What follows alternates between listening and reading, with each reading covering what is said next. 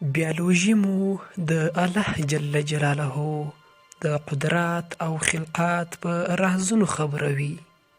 نو آیا کله دې ته حیران شوي یاست چې موږ له کوم ځایه راغلي یو؟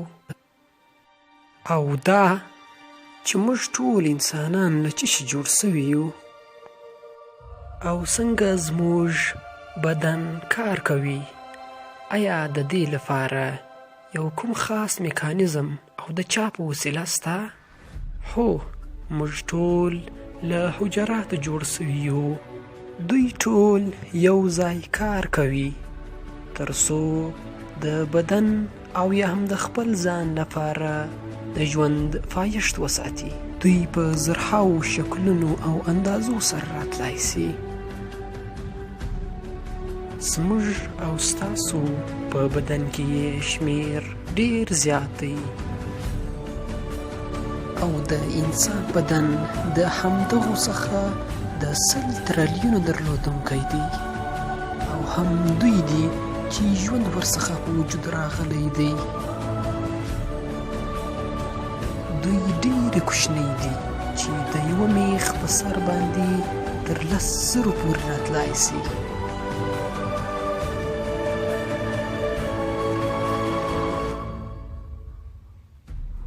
زموږ د بدن همدغه حجرات په یوه ثانیه کې تر 500 کوادریلیونه څخه زیات کیمیاوي تعاملات سرته رسوي. همدا د الله پاک قدرت دی چې د بیوشمیل لارې ژوند ته د بلیونونو کالو ماهیت ورکول سوی دی، او زموږ بدن له خطراتو ساتل سوی دی.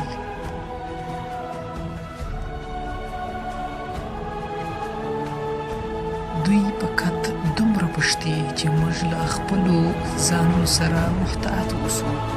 خدای انسان ته همدا وړتیا ورکړې ده چې همدا اوس یې د ساینس پر مټ باندې شروع کړي دي چې په دوی باندې پوه سي.